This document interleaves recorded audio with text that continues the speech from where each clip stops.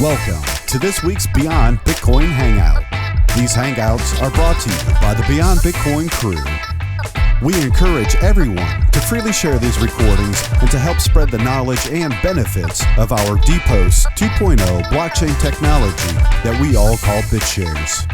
While listening to this recording, please feel free to visit our website, beyondbitcoin.org, and be sure to stay tuned in for some additional information at the end of the recording.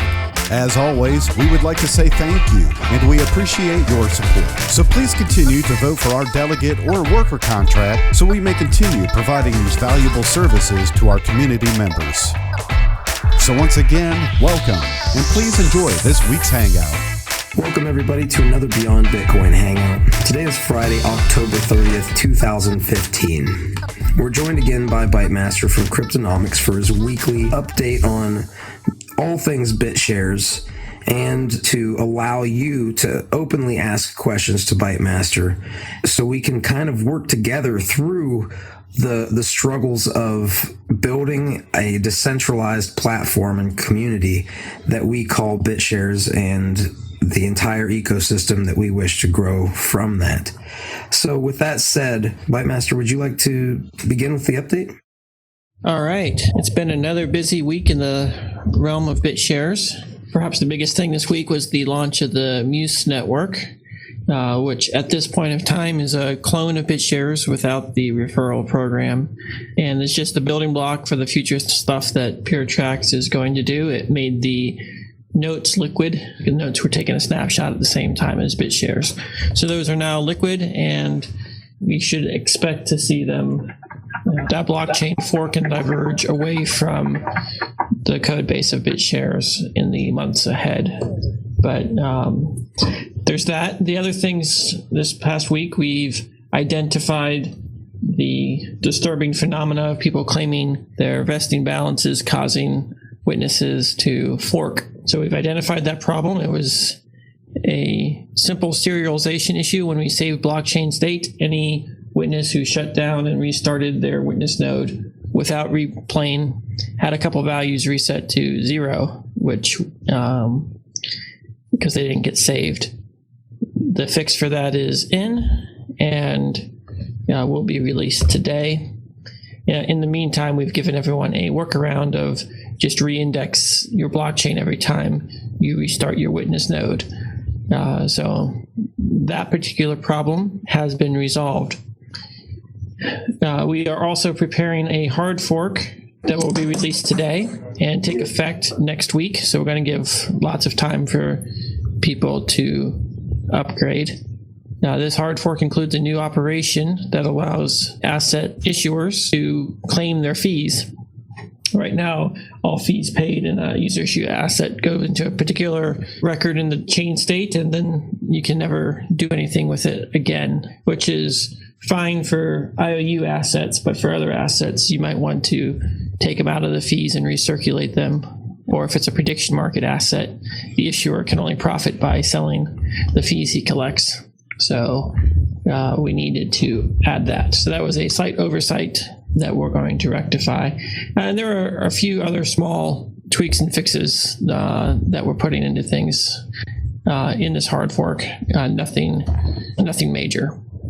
So that'll be coming out later today. It'll require full nodes to upgrade. Anyone who's been using the light wallets, you don't have to do anything. And that's the way we like it. Is there a thread where people can check this to find future updates if they haven't already been aware of it? There's a thread on the forum that's where all notices of hard forks for full nodes are posted. So there's that. Otherwise, we will continue to roll out the affiliate program next week. So that should take effect. Open ledgers, deposit and withdrawal features for Bitcoin, Litecoin, and Dogecoin should be active. They were working earlier, but we're going to do a new release that will display the Litecoin and Dogecoin in the wallet. So the next Lite wallet release, which will hopefully be later today, if not Monday, will contain deposit withdrawal options for those coins. we are working with OpenLedger to add support for additional coins that are compatible with Bitcoins, I believe. That includes things like Dash, Peercoin, and I think those are the only other ones that are compatible with Bitcoin. So we'll get all those on there so they can trade on the exchange. In the meantime, there's also work being done to add Ethereum and Ripple tokens to the OpenLedger gateway. I think that's the majority of the updates from the past week. And going forward next week, I'm going to be traveling a little bit to meet with the anonymous bank that we've been talking with. So good things are happening there, but that's about all I can say. This guess there was a couple questions that people had that I'd like to answer before talking about other things. So one question we have is, when will we be able to create, modify, delete, and even reassign UIAs to someone in the GUI? That was from Ken Code. And the GUI has a long list of things that need to be done, including support for worker proposals and support for proposed transactions so that we can do multi-sig, two-factor, and all that other fun stuff. So those are going to be the next two features added to the GUI before we do more advanced things like reassigning UIAs, updating UI permissions, and the like. So that's where we are on that particular question. There was another question I saw up here that I wanted to answer. Okay, so Fox asked the question, can you fully explain the 400,000 BTS daily recycling worker? And how does recycling differ from dilution? So workers, there are several different worker types. There's the burn worker, the recycle worker, and then the regular paid worker to do something. A recycling worker doesn't take money out of the reserve fund. It basically takes the day's budget and says, we're just going to save it for the future. So it's sort of like a saving policy. A burn worker says, I'm going to take today's pay and I'm not going to save it. I'm going to light it on fire. I'll never spend it. I'm going to reduce the ability to dilute in the future. And the reason why we have a recycle worker in there is because the default option, if there were no workers, is recycling. If we elect workers, then if they have more votes than the recycle worker, then they get paid. So it's sort of like the threshold of, in order to get elected as a worker, you've got to have more votes than the recycling worker, because the recycling worker is basically going to drain the daily budget before anyone else can get paid. So we have this daily budget. It starts off with, I guess it's between 400 and 500,000 BTS per day. 5 BTS per second is the limit. And then we pay the workers in priority based on how many votes they have until we run out of funds for the day. And anyone who doesn't have funds doesn't get paid. So the recycle worker, if it's the highest or one of the highest as it is right now, it burns through most of it, which means everyone below it doesn't get paid. So I wanted to address this concept of burning has value to shareholders in the sense that the potential future dilution falls. Recycling or reserving funds for a future dilution also has value to shareholders because it means that the company has the ability to raise money in the future.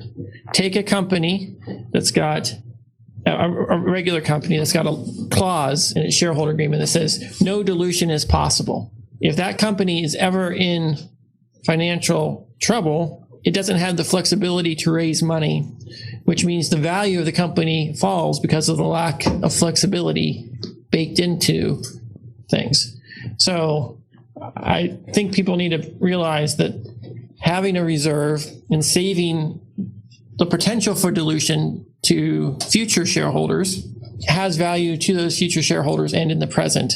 And burning also does, basically reducing the maximum theoretical share supply also has some value to shareholders in the present, but which one has more value depends upon whether you think the reserve fund will be necessary to make the company a success, or whether you think it should succeed without it, and it will succeed without it to the same extent. Generally speaking, looking at the limits on how fast we can actually tap into the reserve fund, the daily spending limit. I don't think it should have any bearing whatsoever on the short-term valuation of the token, because the short-term supply changes and the rate at which it can change is very small, which means any trader who is looking at should look at the supply and demand today and their expectation of what will be needed in the future. Anyway, there's a lot of variables there. So I would encourage those who are voting for worker proposals to not assume that burning is the most valuable thing. Burning could actually have negative value by reducing the flexibility of the system compared to reserving. Either way, it's not an expense on the DAC until such time as it enters circulation and can be sold in the markets. Could we really quick, Ken Code, I think feels like his question wasn't quite answered. Would you be able to reiterate what you said and maybe give some more details? He's saying that because getting a straight answer on doing the UIA mods with the CLI has been a nightmare, and that's why he wants me to bring this back up. So it's more from the GUI is where he's hoping to see this brought in. Yeah, I'm saying that we've got an order in which we're going to do things, and that enabling controls over UIA features there's a whole lot of parameters and options and UI elements involved in that, and it's a lower priority because you can already do everything with UIAs from the CLI wallet. I recognize that it's not necessarily pretty, but it's certainly possible. In the past week, I have created an asset. I have transferred it to another user. They have updated and changed their permissions on the asset. So all of the things that you can do with the UIA asset, I've done with OpenLedger and several other people. So I know it works. I know it's possible. And Xerox working on documentation, and the documentation will improve. So I apologize that it's opaque, but we're moving as quickly as we can with the developer resources we have. So it's just a matter of prioritizing things. So I can't give exact dates on when we're going to get it done because of the various things. But if I had to guess, I'd say that it's probably a week or two for the features that are ahead of it in line, and then probably a couple weeks to do that particular feature. So maybe January would be when GUI controls for that will be done, unless someone steps up and gives us a pull request, in which case it could get done quicker. But that's where we are with things that we have on our plate. We tend to prioritize things that make money and enhance security. Basically, we look for things that are barriers to the network making money first. I wanted to also ask about the user issue assets, not the advanced parameters in the GUI, but just simply creating them and seeing what knowing what the fees are going to be, and being able to give them a name. That field is gone right now. There's the symbol, but not the name field. So not the advanced stuff, but just the very simplest stuff for the GUI. The protocol has a description, but like I said, all GUI features related to user-issued assets are on the back burner. So if it's there right now, it'll continue to be there. We're not going to refine those elements of the user interface until the laundry list of other things are done. And then we'll probably do it iteratively, taking the simple stuff like you just addressed and going forward. The blockchain actually doesn't have a name field. It just has a symbol and a description. The idea is that the description could become a robust JSON object that has all kinds of machine-readable metadata, such as a name. But we didn't want to encode too much into the basic protocol at this point in time. if we can make it flexible, particularly if it's something that's sort of metadata and doesn't affect consensus in any way, shape, or form. So that's where we are there. The other issue I would like to ask you about is the referral system, which is not working at all at OpenLedger, and at DAC Play, that's kind of unusable right now. So I have created 2 lifetime members, and then I've referred people with them, and then it doesn't work. I don't see a commission show up. Right. There's a thread on that. It actually does work. The GUI just doesn't display it. So what the GUI shows is a pending referral income, and the next maintenance interval, it gets set to 0 as you are actually paid. It gets paid into the vesting balances. We basically postpone the expensive calculations of dividing the fees that are paid among the various parties until maintenance intervals, because doing so for every transfer results in dust and rounding errors. It's better to add lots of fees together and then divide, rather than divide lots of small numbers and then add. So there's a vesting balance object associated with your account. Getting that displayed is actually a higher priority. It's purely informational and relatively low-hanging fruit, so we will display it. The OpenLedger account has made significant money from referral income of the users that it's signed up, and we can get some stats on that later, but it's all there on the blockchain. It knows about it. I apologize that the GUI is currently misleading in that sense. Thank you, and I apologize for my broken push-to-talk key, which is fixed now. Yeah, I had a question about KeyGraph. I was wondering if we might be able to start pushing data onto the blockchain. There's a custom operation that allows you to push any data you like onto the blockchain, and I believe the Follow My Vote folks are using that particular operation to do stake-weighted voting for user-issued assets, and they announced that this week, so I guess that's one thing I forgot to mention earlier. Data wanted me to answer a question about, could you please provide templates of how to make calculations for network cost and income? So network costs are anything that the network pays out to someone else. So you can view all the money that's paid out to, take all the money that's paid in as fees. That's the income. And the cost are all the money that's paid out to referrers, paid out to workers, and paid out to witnesses. Those are the costs. And as long as your income's greater than your costs, you're profitable, and the system can grow. Now, sometimes it's complicated you can't just look at the share price to conclude whether or not dilution's profitable or not, because share price fluctuates on a daily basis for things that are far greater in magnitude than any amount of daily dilution that the system could ever have. So I'd say that that's a long run judgment call of whether or not it's worth it to sacrifice 1% of your stake in order to fund development. In the entire life of BitShares delegate pay, it only diluted the network by 1.4% in the past year.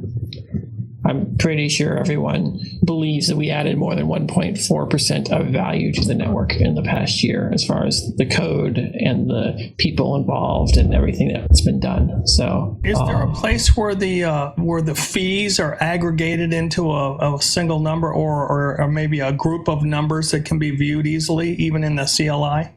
For user-issued assets, there is. For the core asset, those fees get dumped into the reserve pool on a regular basis. So they just kind of accumulate in the reserve pool.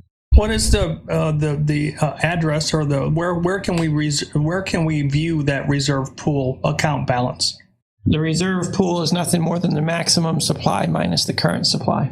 In other words, there isn't a number, it's a derived number from 2 other numbers that you can get. Well, that's good to know. It would probably be nice if in terms of just adding simple things to the GUI, to have that number, because that directly relates to profitability, having that number readily at hand. I agree. So the GUI's made great strides in the past week. I'd like to thank SVK for everything that he's been doing in the market interface. We are working very hard to improve that. So there's that. Based on some of the numbers I saw, it looks like there's $7,000 in fees collected so far, which would be like 6% of the total USD supply. Does that sound about right? Sounds close. And with the fix that you're adding, the ability to withdraw from the collected fees, that means the community account could theoretically withdraw the collected US dollars and trade them back for BTS and fund the fee pool. That was the original intention, yes. Very cool. Getting back to the concept of this threshold that the workers have to overcome in order to get funded to get a distribution from the pool. What is the idea behind that? Again, Bytemaster, sorry if I don't fully understand that. The idea is all the money, there's many different things that we could spend money on, and people have to choose what they're going to vote on. We take them all, we sort it, and we pay it out in priority order. So if people decide that they want to spend money on savings, and that's a higher priority than spending money on some worker proposal, then savings is going to get funded before the work gets funded. So just view savings as another worker that says, hey, I'm going to take this money and give it right back to you. And then it's all just workers. And the workers that have the most votes get funded first, and when the money's gone, the funding stops. I see. So it's basically a savings. It's a bucket for savings. It's a worker thing for saving. If they don't want to fund feature development or other work proposals, they can say, well, we're just going to save that money. I guess it doesn't have to be spent at all, but that's another proactive way to say, hey, I want to put some money away for the future. Yeah, the idea is if you don't have asserting that you want to put it away for the future, then by default, anyone who wants to spend money on anything wins. Because there's no way to vote for no, I want to spend money on savings before I spend money on that. So it's a way that the network can dynamically set the threshold between savings. Basically sets the price of savings and the threshold that a worker has to achieve in a market kind of fashion. Where all workers essentially float as competition against the saving worker. Yes. Sounds like a good idea. Well, this is a good place to bring up Jacob's post on the forums regarding this. He says, in previous Hangouts, BM said that he was against worker proposals being used for anything that is not related to code development, as we have the referral program for that purpose. So how are we going to encourage people to make the effort like writing documentation or taking care of the roadmap being updated on a regular basis? Such efforts can be directly linked to the directly linked to the referral program, but they are very important and need to somehow be sponsored by the blockchain. I agree. Those are not marketing efforts. I view those more like code development, documentation, and polishing of the product. Right. So our product that as a community we're producing includes both the technical abilities and its presentation. And so those are things that worker proposals can do. Marketing, in my mind, is things like spending money to try to get people to look at us. Whereas a worker says when they do look at us, we look pretty. I'd say it's kind of a fuzzy definition, but things like documentation are just part of writing code, and we should be doing that. So I would support worker proposals for things like that. So that kind of fits into coding as documentation is a very vital portion of the coding process. Correct. Roadscape is asking, why are some committee members showing a 0 total vote despite users actively voting for them? That's a display issue. I believe we do not save committee member votes when we do the calculation. So if you're on the committee, then you're in. We need to do that. So it's a display issue. The blockchain is tallying the votes correctly. Are you saying that it's only accurate for the ones already active? Yes. Okay, cool. The same is holding true for witnesses. When we designed graphene, we wanted to design it in such a way that the default node did the minimal work necessary to achieve consensus, and any work that did not impact consensus, we tried to skip. And then with the idea being that there would be various versions of the software that maintained different levels of statistics on these types of things, and that the base witness nodes could have the minimal system specs, whereas someone trying to provide an API server that wants to answer questions like, what's the current vote totals, would have higher spec requirements in order to keep up with those additional calculations. So that's why those things are like that, was we tried to design the minimalist and then add extra stuff in the future.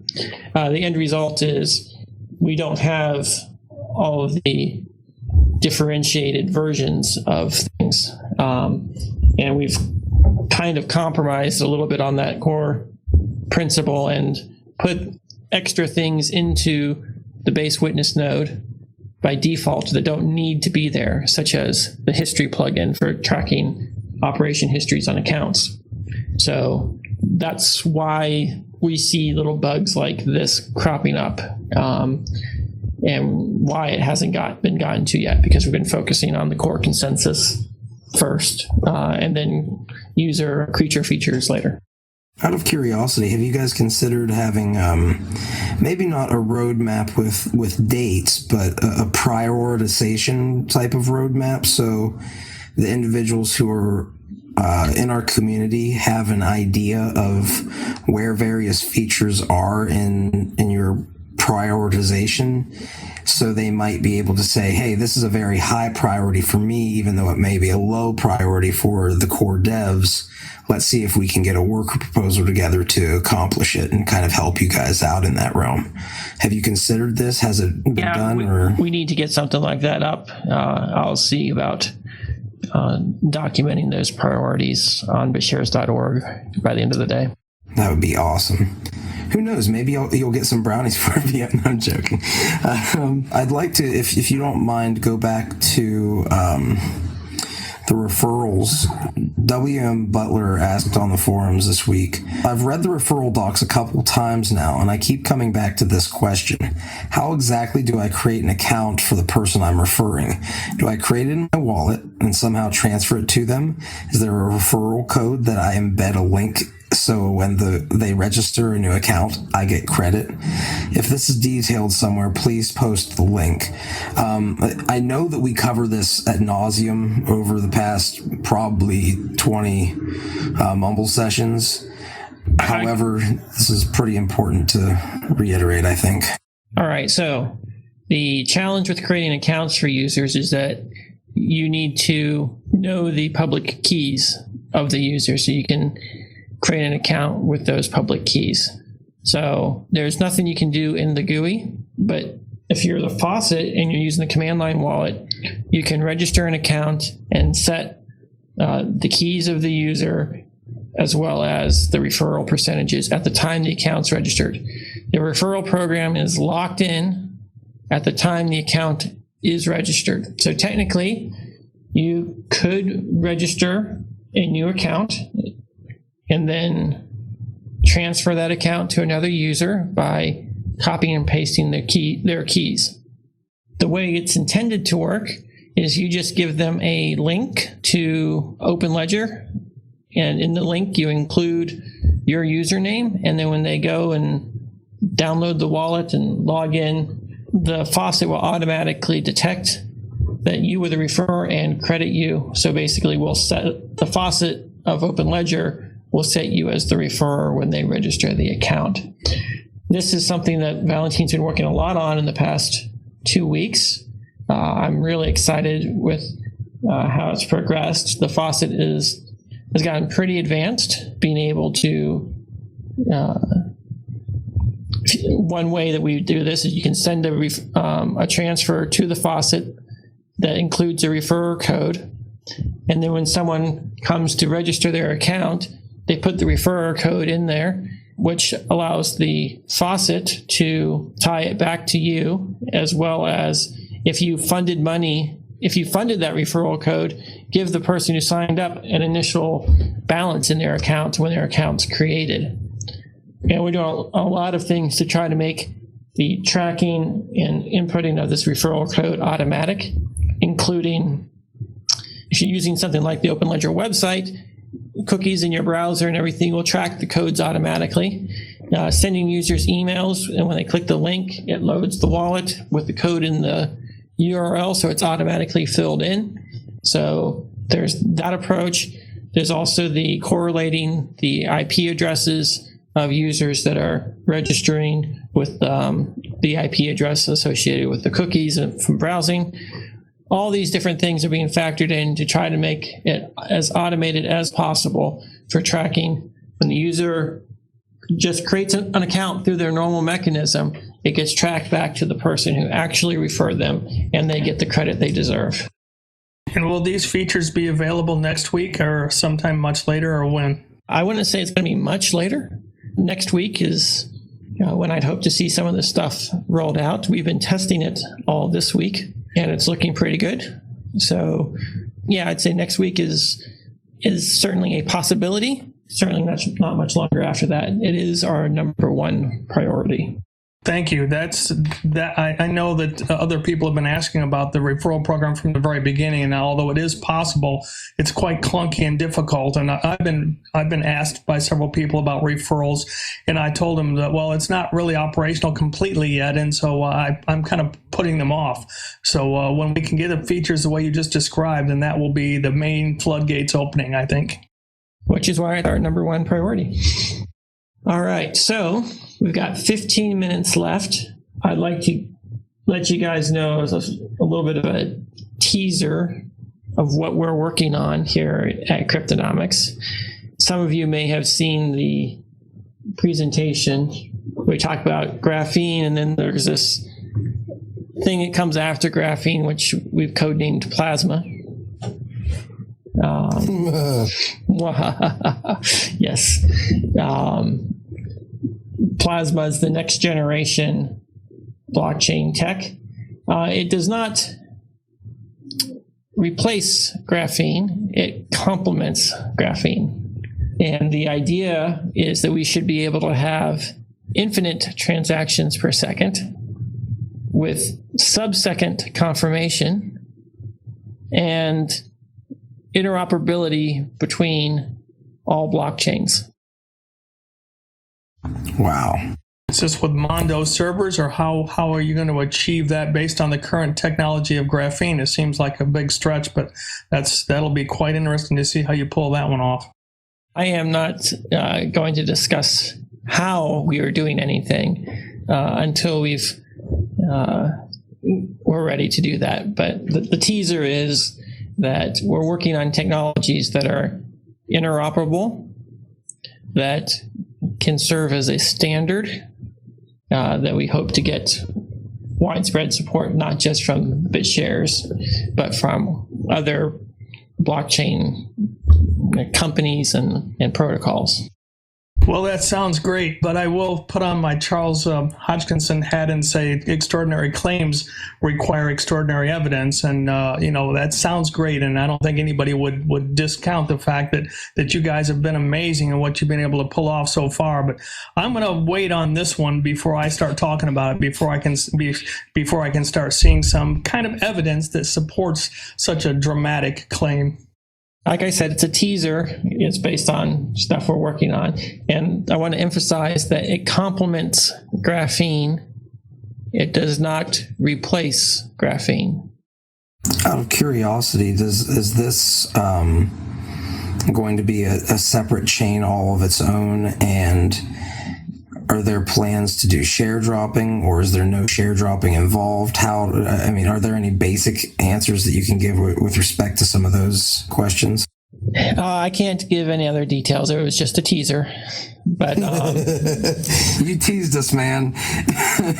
But yes, this is not something that would dilute or compete with BitShares. and it's something that BitShares can directly benefit from. Awesome.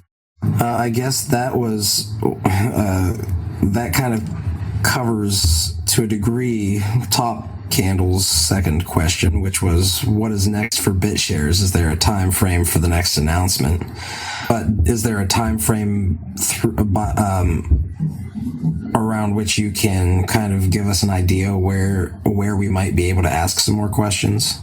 Well, I can't tell you what's next for BitShares. That's up to the community to decide what to fund via worker proposals and the like. The only thing we're trying to do right now at Cryptonomex is to complete our delivery of the initial features that 2.0 has, basically enable the affiliate program, making sure the GUI supports all the operations and that people can actually take advantage of the features that it has. So for the next several months at least, just expect the GUI to mature to the same level as the backend.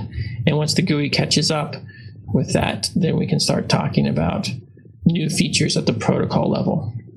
So I would like to address this topic. The cryptocurrency industry as a whole has got some problems that still need to be resolved. And we're working on resolving those problems. First of all is how wallets are managed, backed up, recovered. Those things need to be addressed because without that, we're never going to get mainstream adoption. So we're spending a lot of time thinking about making blockchain technology so easy to use that people don't even realize they're using private keys, or they don't have to worry about forgetting their password, that they can recover their account and things like that. So that's one area that all blockchain technology is currently suffering from, is bad wallets. Not just bad in the sense that buggy or incomplete, but bad in the sense that expecting users to manage private keys is insane. I'd say blockchain.info is pretty close.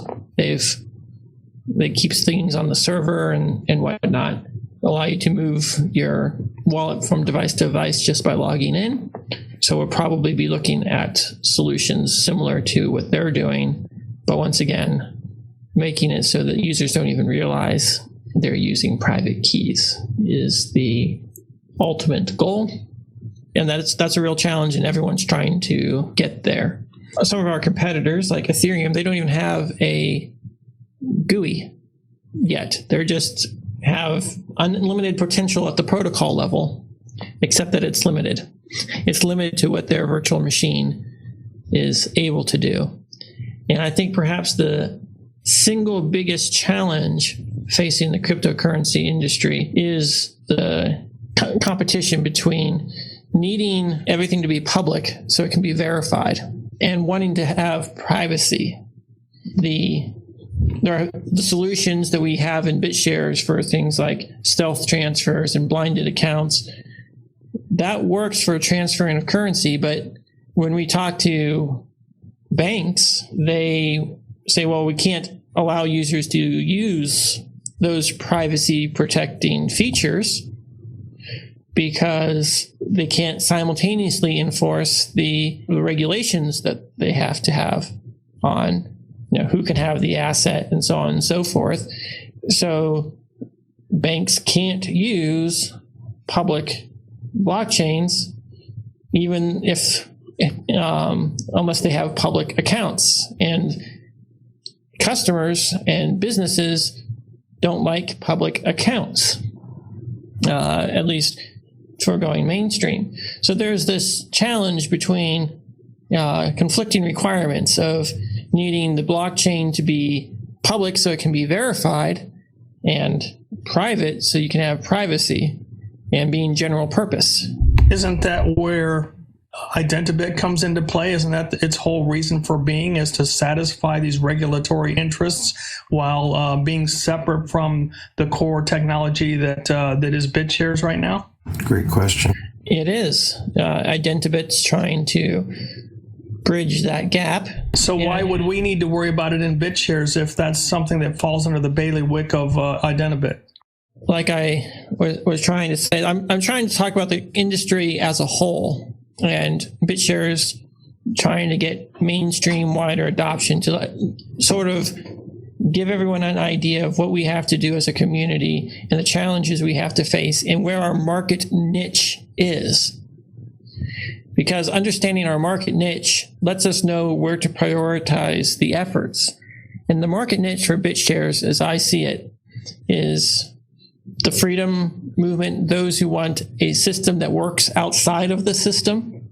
But that's why we created BitUSD and BitCNY and the others. And I think that getting people onto the BitShares system, it needs to be focused on solutions that don't involve major banks or regulated entities creating user-issued assets on there. You know, you can probably have a couple exchanges listing their assets, but not allowing you to transfer them between users as a form of payment. But recognizing that our niche needs to be those who want to operate outside of the system and independent of the system. And we should focus on the features that facilitate doing things independent of the system as much as possible. So this means direct person-to-person exchanges. This means things like escrowed payments with local BitShares style things. It means our marketing for BitShares should probably target those who want to have an independent system. And if we focus on the reasons why we're doing this, why we want to have the independent system, that will prevent us from getting distracted by things that we can't do all on one chain. And it also helps us put into perspective the things that Ethereum can't do. Because once we know what Ethereum can do and what we can do, we don't have to worry about all the banks jumping onto Ethereum, because it won't work. Ethereum won't work for them in the same way that it won't work for the banks and the customers and the privacy concerns on Ethereum, the same struggles that we have with BitShares. So if we focus on what we can do, that would be huge. Sorry to cut you off for Bytemaster. You're on the right train of thought here with this, because identifying our market niche is extremely important. How does this fit in with governance issues? Because I think the trend I'm seeing from you is that you're trying to get Cryptonomex to kind of back off leadership and back off the hands of control to let the community absorb that. Don't you think that some of these types of decisions about who we are going after or our market niche are going to fall under the auspices of the committee members that want to step up, if there are any? I think it does fall under them. I'm just offering my perspective as someone who's been talking with the banks and talking with businesses and, running a business, Cryptonomex. I have to deal with the same thing that a lot of other businesses have. We don't want everyone to be able to see when we transfer our money from one place to another, or, it's just the transparency that's great for distributed validation works against some of the other things that businesses need. And merchants don't necessarily want to reveal how many sales they've had, right? Which means that figuring out how to integrate the self-payment process into the overall workflow and make it as easy to use as the non-stealth versions will probably be a higher priority for BitShares. So I got to a question about the stealth transactions. Maybe I can ask, because this came up yesterday in a topic. We talked to several payment processors and industry experts in this area, and the question was always, the first thing the industry really needs is a way to audit it, a way how to send it to the representatives and to the tax offices. So when you are going to send stealth transactions within the BitShares network, is there a way to also audit that in an efficient way? Audit it in the sense that all balances add up? Yes. Audit it in the sense that you know how much income someone has? No. Well, you can prove your own income to an auditor, but no one else other than you can choose to reveal it. Well, that would be good enough as a merchant if I can send stealth transactions to my partners, but I can read those transactions and I can send it to the tax authorities. Then I'm clean and I can use the system in an economical way. That is correct. Each individual can choose to reveal their own transfers. You can reveal the blinding factor that blinds the balance to whoever you like.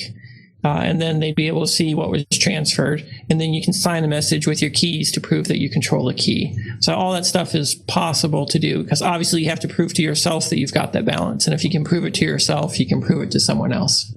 And yeah, but it's not possible for you an outsider to independently audit you. Yeah. And it's not possible for the auditor to know that you've revealed everything. They only know that the things that you did reveal actually did happen, but they don't know who the keys you transferred to. Did you transfer it to someone else or not? Yeah, it went to some key, but does that key belong to the other person? Who knows? That's an issue of trust. It's an issue of sworn statements to the tax authorities that this is who the key belongs to. This is how much I sent, and so on and so forth. But yes, recognizing that is huge. Now, bid assets are a great example of something that can be done with stealth transfers. IOUs from banks and exchanges, they probably need to disable stealth transfers to be compliant with regulations, which means that bid assets really do need to be adopted as a currency because the regulations prohibit fiat IOUs from being used in the same manner. Now, maybe not in all countries. Maybe some countries have someone who's allowed to do that. And I think it's just a matter of finding any country that can do that and allow blinded transfers of IOUs and of fiat will have a huge potential here. I'd love to see some of those things. While we're in this area of conversation, there's the margin call and explanation thread where it says, beware of illiquid markets with low margin.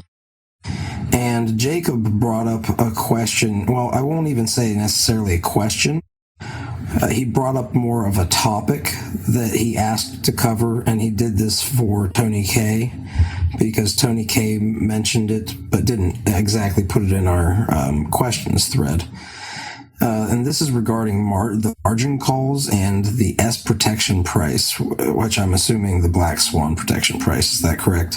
It's not a black swan protection price. It's a short squeeze protection. Thank you. Would you be able to give any of your thoughts regarding what played out in this thread and where you stand? I don't know the exact thread that you're mentioning, but my general stance is the system has been designed to let the market set the price, and the market value of something is the highest amount someone's willing to pay for it. So the market value of BitShares in terms of an asset like BitUSD is who's ever willing to pay the most BitUSD to buy the BitShares. Now, in illiquid markets, that value might be very far off from the actual dollar or from what it's trading at on different exchanges. So we have things like the price feed in there and some other factors which basically say that the value of a BitShare is greater than the short squeeze price. That's the minimum value of the BitShare, but no more than the highest offer to buy BitShares with BitUSD. And that's how we set the price. And so when you get margin called, it's based upon the market price, the highest bid, not the feed, not anything else. Now, there's a challenge here is that the feed and the short squeeze protection price, which is relative to the feed, can be off and prices can change rapidly, or if there are no bids above the short squeeze protection price, then a margin call can't match. So you can have orders that need to be margin called, but there's no liquidity above the short squeeze price.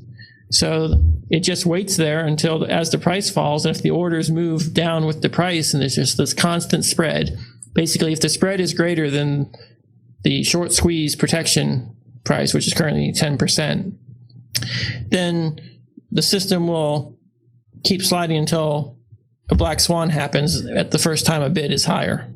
So we need liquidity in markets, and I would ask that feeds should not be published for assets that do not have someone that's providing some decent liquidity in it. Publishing feeds for those assets invites a lot of trouble. So I think we need to bootstrap the market. Once the market's bootstrapped with lots of liquidity being provided, then the person who bootstrapped it can step aside. But we really need liquidity providers to bootstrap each market.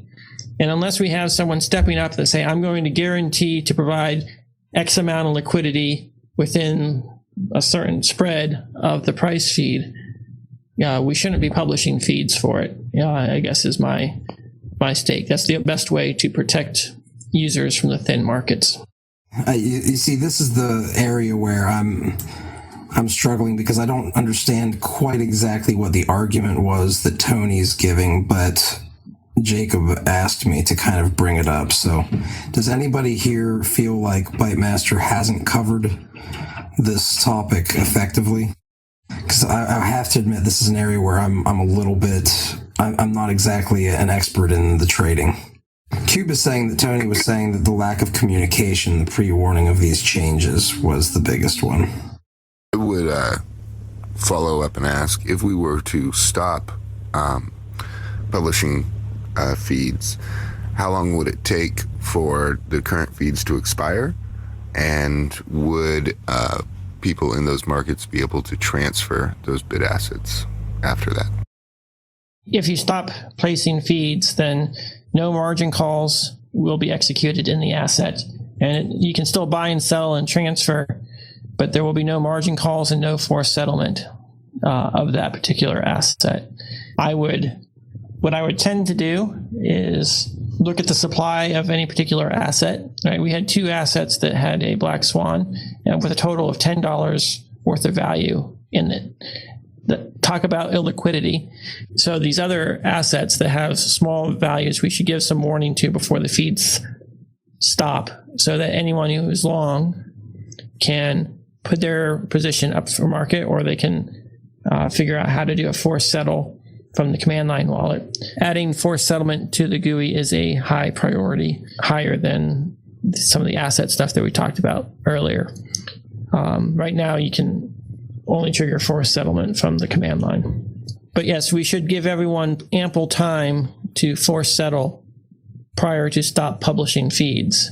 That way no party is involuntarily stuck in an asset that they can't sell or force settle. But I think that the only thing we need to do as a community to make sure that no negative outcomes occur is to post some collateral and have a few buy orders within 10% of the feed, so that if someone does get margin called, you can take it over. Or if you really want to protect it, increase the spread from 10% back to 50%, so that if you're trading in these illiquid markets, you better have a ton of collateral, because there's a lot of profit to be made by people sniping you with low valuations. So I guess that's my basic point there. At some point, the network will have to decide if it wants to hard fork to reset the 2-bit assets that did Black Swan. Right now, when an asset Black Swans, that symbol is permanently fixed at the collateral ratio of the Black Swan. Users can force settle, trade, or do whatever, but the symbol cannot be reused without hard forking intervention of the community. I think we could probably reset it if the supply ever got back to 0, but it's not necessarily guaranteed that in a widely adopted bit asset, the Black Swans, that you ever get the supply back to 0, because people lose keys, aren't paying attention, never force settle, things happen. So the assumption is that when a bid asset black swans, it's just done, and you have to start up a new asset with a new symbol to trade if you want to revive that particular one. So that's the current state of the Swedish and Russian bid assets. If you guys don't mind, I'm going to bring up one more topic that I don't know if it's kind of along this area. I don't want to say that it kind of, I guess, would be called, it pigeontails into this. Can someone please confirm whether or not the BitShares exchanges have agreed to upgrade to 2.0 on October 13th was what it said, but this is a question that was not necessarily,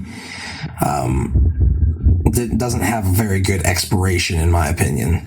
Yeah, also with regard to the hard forks that have been proposed to come up, whether or not they've been involved with those and are informed and how they stand on deployment of those as well.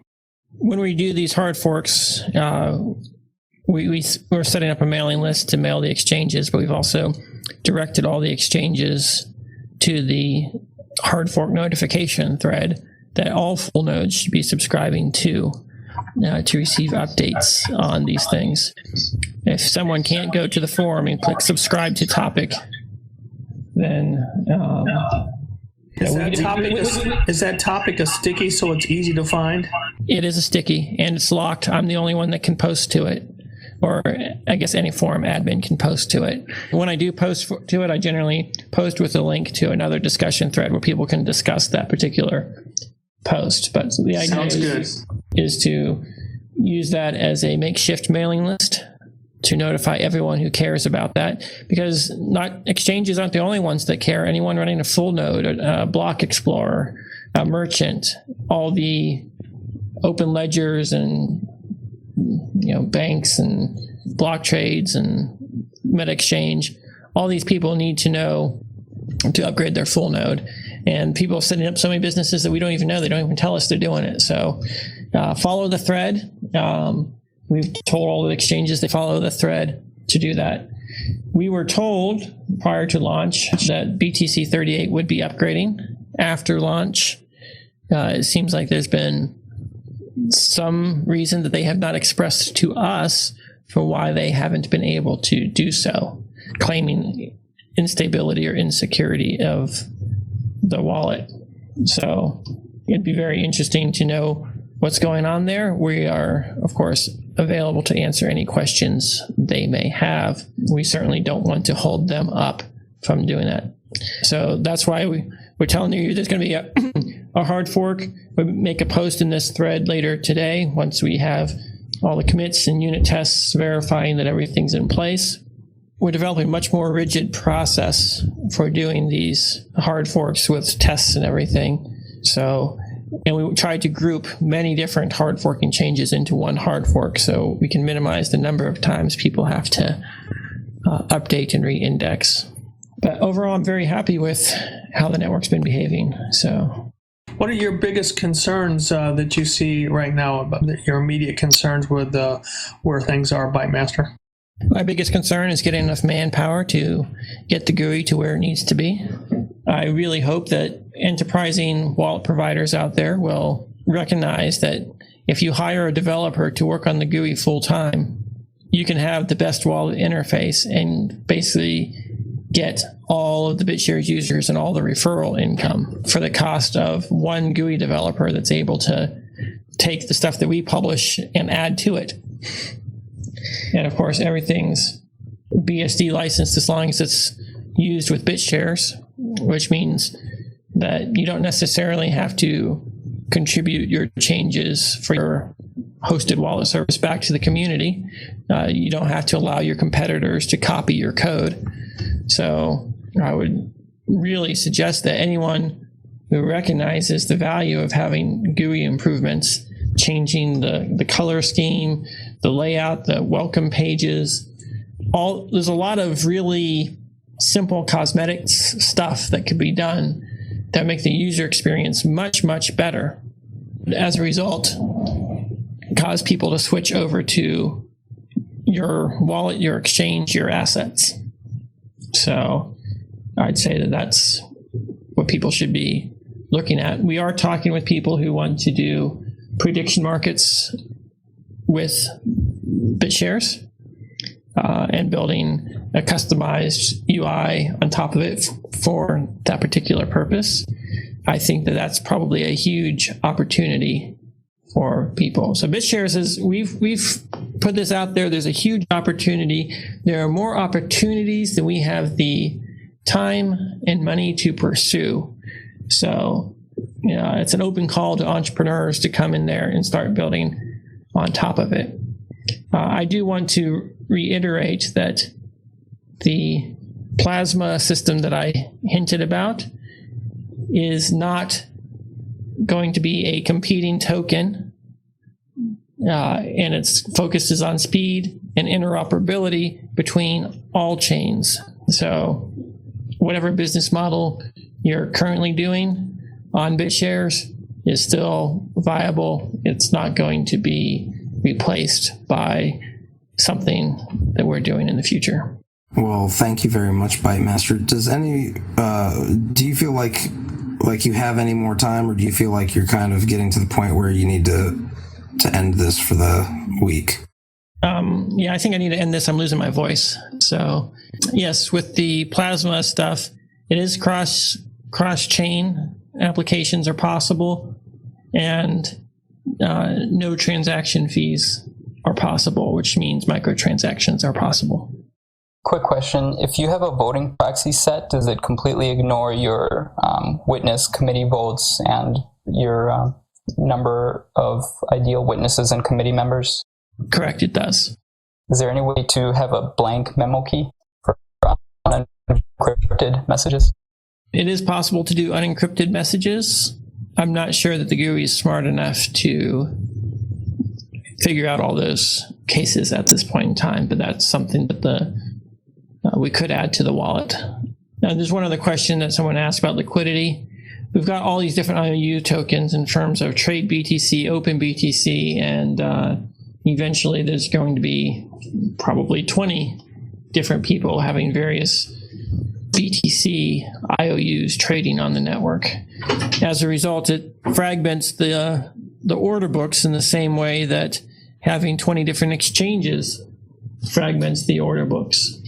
And that is certainly the case. My hope is that the most of the trading would occur between Trade BTC and BitBTC, and BitBTC would take over most of the volume. And then these trade assets are just ways to exit. I'm also working with people like Block Trades and Meta Exchange to do direct deposit and withdrawal to and from BitBTC for a fixed percent spread.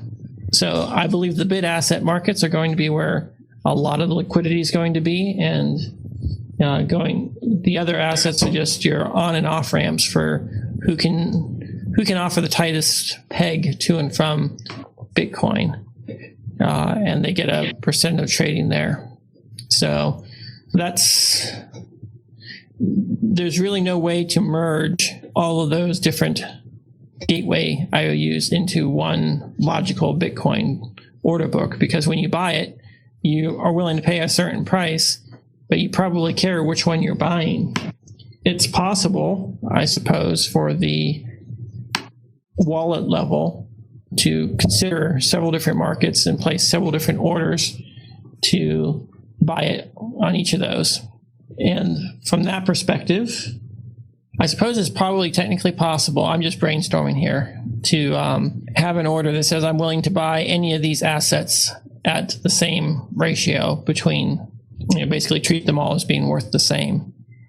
In which case the blockchain could potentially match, but as a result of matching your order, you would end up with 3 or 4 different assets in your balance and you couldn't transfer them together as one unit.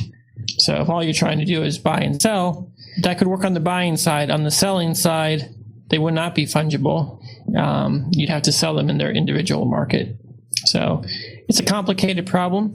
The main benefit of having all the exchange assets, Trade BTC, Open BTC, on one blockchain is if there's an arbitrage opportunity, it can be executed and taken up in seconds, which means that the spread between trade BTC and open BTC should be relatively small at any point in time. And lots of people can make money by bridging that gap. And the spread is going to be mainly dictated by transaction fees. Is there actually an update about the big wallet issue? There's something on the forum that the filter is almost finished. Do you have a timeline when it's going to be online? Yeah, everything I've heard is that it's working. I don't know when it's going to get merged in. I'll have to check. So I can't answer that question right now. But as far as I know, there's no reason why we can't include it in the next release. What we're going to do right now, if everybody is okay with it, I would like to finish up for this portion of the Hangout session and move into the after party. And thank Bytemaster, of course, for coming on and all of you for participating. With that said, let's take a couple-minute break. And, of course, Bytemaster, if you want to stay behind and hang out, you're more than welcome to. Of course, I'm sure you have a giant list of other things to do as well, so we understand if you cannot stick around. Thanks again for hosting this, Fuzzy, and look forward to another great week.